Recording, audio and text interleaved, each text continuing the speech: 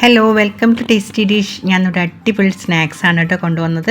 നമ്മൾ എണ്ണയിലൊന്നും മുക്കി പൊരിക്കാത്ത ഒരു സ്നാക്സാണ്. വൈകുന്നേരം കുട്ടികൾക്ക് സ്കൂൾ വിട്ട് വരുമ്പോഴും ഒക്കെ കൊടുക്കാൻ പറ്റിയൊരു സ്നാക്സാണ്. അപ്പോൾ നമുക്ക് വീഡിയോയിലേക്ക് പോവാം. അതിനായിട്ട് ഞാനൊരു മിക്സിയുടെ ജാർ എടുത്തിട്ടുണ്ട്. അതിലേക്ക് ഒരു 10 ചുവന്നുള്ളിയാണ് ഇട്ട് കൊടുത്തത്.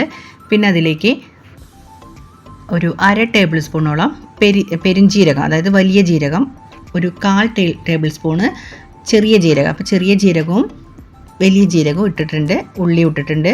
ഇനി അത് നന്നായിട്ടൊന്ന് ചതുക്കി കൊണ്ടുവരികയാണേ. അപ്പോൾ കുറച്ചായതുകൊണ്ട് നമുക്ക് ചതുക്കാൻ കുറച്ച് ബുദ്ധിമുട്ടുണ്ട്. അപ്പോൾ നമുക്ക് കുറച്ച് വെള്ളം ഒഴിച്ചിട്ട് ഇതൊന്ന് നന്നായിട്ടൊന്ന് അടിച്ചെടുക്കാം. ഇതൊന്ന് മാറ്റി വയ്ക്കാം കേട്ടോ. ഇത് നമ്മൾ മാവ് കുഴയ്ക്കുന്നതിലേക്ക് ഒഴിക്കാൻ വേണ്ടിയിട്ടാണ്. ഇനി നമ്മൾ മാവ് കുഴച്ചെടുക്കാം. കുറച്ച് വെള്ളം ഒഴിച്ചിട്ട് അതിലേക്ക് ആവശ്യത്തിൻ്റെ ഉപ്പിട്ടിട്ട് നന്നായിട്ടൊന്ന് തിളച്ച് വരണം. വെള്ളം നന്നായിട്ട് തിളച്ച് വരുന്ന സമയത്ത് നമ്മൾ ഈ മിക്സ് ഉണ്ടല്ലോ, നേരത്തെ മിക്സിയിൽ അടിച്ചെടുത്ത് അത് ഇതിലേക്ക് ഒഴിക്കുകയാണ്. ഇത് വാട്ടി കുഴയ്ക്കുന്നതാണ് നല്ലത് ഈ സ്നാക്സ് ഉണ്ടാക്കുമ്പോൾ. അതാണ് ഞാൻ ഇതുപോലെ വെള്ളം തിളച്ചിട്ട് പൊടി ഇതിലേക്ക് ഇടാൻ പോവുകയാണ്. നൂൽപുട്ടിൻ്റെ പോലെ ചിലവർ നൂൽപുട്ടിലേക്ക് പൊടിയിലേക്ക് വെള്ളം ഒഴിച്ചിട്ട് കുഴയ്ക്കും ചെയ്യും. അതിനേക്കാളും സോഫ്റ്റ് ആവുന്ന പൊടി ഇതുപോലെ കുഴച്ചാലാണ്. അപ്പോൾ ഇതുപോലെ കുഴയ്ക്കാൻ നോക്കുക.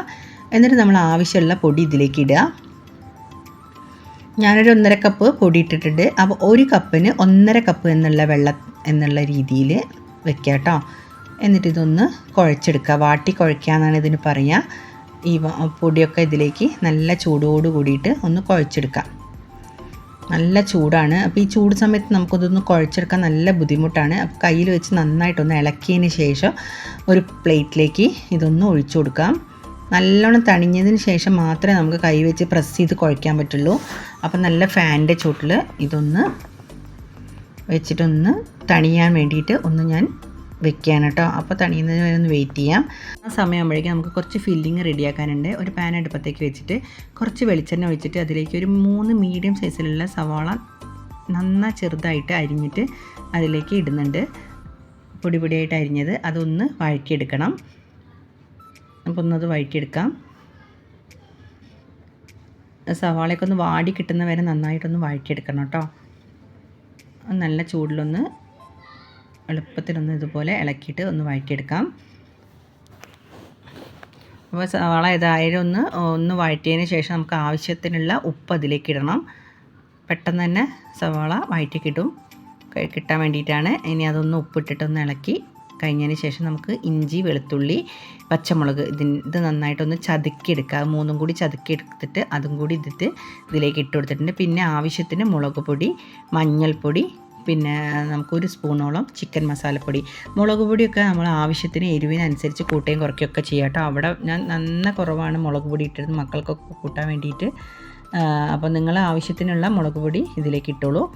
ഇനി ചിക്കൻ മസാലപ്പൊടി ഒരു ടേബിൾ സ്പൂണോളം ഞാൻ ഇട്ടിട്ടുണ്ട്. നല്ലൊരു സ്മെല്ലും നല്ലൊരു ടേസ്റ്റുമാണ്. അപ്പോൾ ഒരുവിധം നന്നായിട്ട് ഒന്ന് വഴറ്റി കിട്ടിയിട്ടുണ്ട്. ഇനി ഇതിലേക്ക് 1 കപ്പ് ചിക്കൻ ഞാൻ മഞ്ഞൾപ്പൊടി ഉപ്പിട്ടിട്ട് ഒന്ന് വേവിച്ചെടുത്തതാണ്. അത് ഇതിലേക്ക് ഇട്ടിട്ടുണ്ട്. അപ്പോൾ അതും ഇതുപോലെ ഒന്ന് വഴറ്റിയെടുക്കണം. ഇതിൽ ഈ മസാലയൊക്കെ ചിക്കനിലേക്ക് വരത്തക്ക വിധത്തിൽ നന്നായിട്ട് ഒന്ന് വഴറ്റി കിട്ടണം. ഇനി നമ്മൾ ചിക്കൻ വേവിച്ചെടുത്തതിന് ശേഷം കൈവച്ച് നന്നായി ചെറിയ കഷ്ണങ്ങളായിട്ട് പിച്ചെടുത്താലും മതി. അല്ലെങ്കിൽ മിക്സിയിലിട്ടിട്ട് ഒരു കറക്കിയാൽ അതൊന്ന് പൊടിഞ്ഞ് കിട്ടും. ഞാനിപ്പോൾ മിക്സിയിലിട്ട് പൊടിച്ചപ്പോൾ ഒന്ന് നന്നായിട്ട് പൊടിഞ്ഞു പോയി. അപ്പോൾ അതുകൊണ്ട് ഞാൻ ഇതുപോലെ ഇളക്കി സെപ്പറേറ്റ് ആക്കുന്ന പോലെ ചെയ്താണ്. ഇനി കറിവേപ്പില ചെറിയതായിട്ട് കട്ട് ചെയ്തിടുക. ഇത് ഏകദേശം റെഡി ആയിട്ടുണ്ട്. ഇനി ഇതൊന്ന് മാറ്റി വയ്ക്കാം. അപ്പോഴേക്കും നമുക്ക് മാവ് ഒന്ന് തണുത്ത് വന്നിട്ടുണ്ട്. ഇനി അതൊന്ന് കൈവച്ച് പ്രസ് ചെയ്തൊന്ന് കുഴയ്ക്കുക. അഥവാ മാവിൽ വെള്ളം ഇല്ല എന്ന് തോന്നിയിട്ടുണ്ടെങ്കിൽ നല്ല ചൂട് വെള്ളം കുറച്ച് ഒഴിച്ചു കൊടുക്കുക കേട്ടോ. വെള്ളം ഇല്ലെങ്കിൽ മാത്രം ഒഴിച്ചു കൊടുത്താൽ മതി. വല്ലാതെ ലൂസാക്കേണ്ട മാവ്. നമ്മൾ ഇടിയപ്പത്തിനൊക്കെ പത്തിരിക്കൊക്കെ കുഴയ്ക്കുന്ന അതേ രീതിയിൽ തന്നെ നമ്മൾ കുഴച്ചെടുത്താൽ മതി. ആവശ്യമുണ്ടെങ്കിൽ മാത്രം ചൂടുവെള്ളം ഉപയോഗിച്ചിട്ടൊന്ന് കുഴച്ചെടുക്കുക. അപ്പോൾ ഫില്ലിങ് റെഡി ആയിട്ടുണ്ട്, മാവ് റെഡി ആയിട്ടുണ്ട്. ഇനി കയ്യിൽ വെച്ചിട്ട് കുറച്ച് വെളിച്ചെണ്ണ തടവിയിട്ട് നമ്മൾ മാവ് ഒന്ന് കുഴച്ചെടുക്കാൻ പോവുകയാണ്. നല്ല സോഫ്റ്റ് മാവാണ്, കണ്ടാൽ തന്നെ അറിയാം നിങ്ങൾക്ക്. വാട്ടി കുഴയ്ക്കുമ്പം എപ്പോഴും സോഫ്റ്റ് ആയിരിക്കും. നമ്മൾ പത്തിരിയൊക്കെ ഉണ്ടാക്കുമ്പോൾ ഇതുപോലെ ഉണ്ടാക്കാൻ നോക്കുക. അപ്പോൾ നല്ല സോഫ്റ്റ് പത്തിരിയാവും. ഇനി ഇതുപോലെ കൈവച്ചിട്ട് ഇതുപോലെ ഒന്ന് പരത്തി കൊടുക്കുക. അതിലേക്ക് ഞാൻ ഫില്ലിങ് വെച്ചിട്ടൊന്ന് പ്രസ് ചെയ്ത് ഒരു ഷേപ്പാക്കി എടുക്കാൻ പോവാണ്. ഇനി ഇതേ ഷേപ്പ് വേണമെന്നൊന്നുമില്ല, നിങ്ങൾക്ക് ഇഷ്ടമുള്ള ഷേപ്പ് എടുക്കാം. ഒരു അടേൻ്റെ രൂപത്തിലുള്ള ഷേപ്പാക്കാം, അല്ലെങ്കിൽ ബോൾ രൂപത്തിലാണെങ്കിൽ അങ്ങനെയും ചെയ്യാം കേട്ടോ. നമ്മൾ കോഴിക്കട്ടയൊക്കെ ഇങ്ങനെ ബോളാക്കൂലേ അതുപോലെ, എന്നിട്ട് അതുപോലെ ബോളാക്കിയാലും മതി. അതൊക്കെ നമ്മൾ ഇഷ്ടമുള്ള ആ ഷേപ്പിലൊക്കെ ചെയ്തെടുക്കാം. ഞാനിപ്പോൾ ഇന്നൊരു ഇതുപോലെ ഒന്ന് ഷേപ്പാക്കിയെന്നേ ഉള്ളൂ.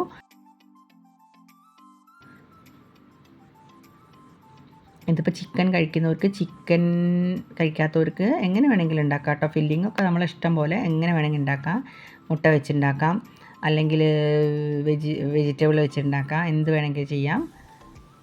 ഇതിൻ്റെ ശരിക്കും ടേസ്റ്റ് വരുന്ന ആ മാവിലാണ്. ആ ഉള്ളിയും ജീരകവും ഒക്കെ അടിക്കുമ്പോൾ അതിനൊരു പ്രത്യേക ടേസ്റ്റാണ്. നമ്മൾ കടുക്ക നിറച്ചത് കഴിക്കുന്ന ആ ഒരു ടേസ്റ്റ് ഉണ്ടാവും. കാരണം അതിൻ്റെ മാവ് ഏകദേശം ഇതുപോലെയാണ്. പച്ചരിയല്ല, കുറച്ച് മൂടേരിയൊക്കെ ഇടും. ഇതിപ്പോൾ പച്ചരീൻ്റെ പൊടി മാത്രമേ ഉള്ളൂ. അതിൻ്റെ ഒരു ടേസ്റ്റ് ഉണ്ടാവും ഇതിന്. ഇനി നമുക്ക് ഇത് എല്ലാം ആവിപാത്രത്തിൽ ഇതുപോലെ വെച്ചിട്ടുണ്ട്.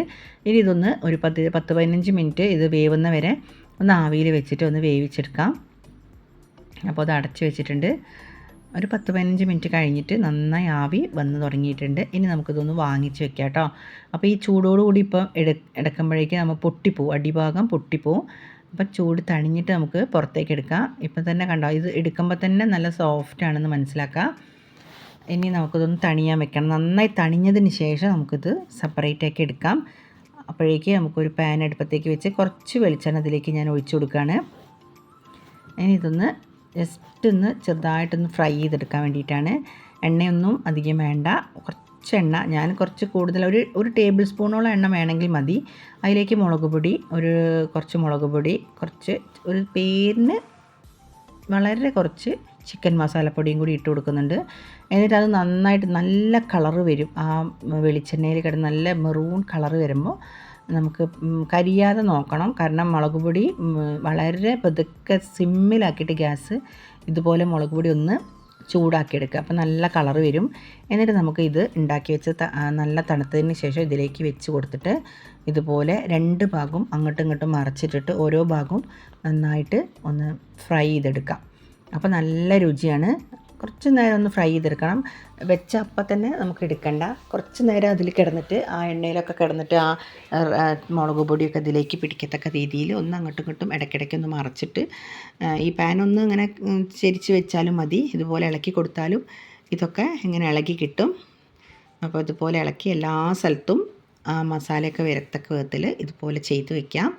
നല്ല ടേസ്റ്റുള്ള ഒരു ഐറ്റമാണ് കേട്ടോ അത്. അപ്പോൾ നമ്മൾ എണ്ണയിലിരുന്ന് മുക്കി പൊരിക്കാതെ തന്നെ നല്ലൊരു ഈവനിങ് സ്നാക്സാണത്. അപ്പോൾ നിങ്ങളെല്ലാവരും എന്തായാലും ഒന്ന് ട്രൈ ചെയ്ത് നോക്കണം. ഒരു പ്രാവശ്യം എന്തായാലും ഉണ്ടാക്കി കഴിഞ്ഞാൽ നിങ്ങൾ തീർച്ചയായും ഇത് എന്തായാലും ഉണ്ടാക്കും. കാരണം മക്കൾക്കൊക്കെ ഇഷ്ടമുള്ളൊരു ടേസ്റ്റാണ്. ഇവിടെ നല്ല ഇഷ്ടമാണ് മക്കൾക്ക്.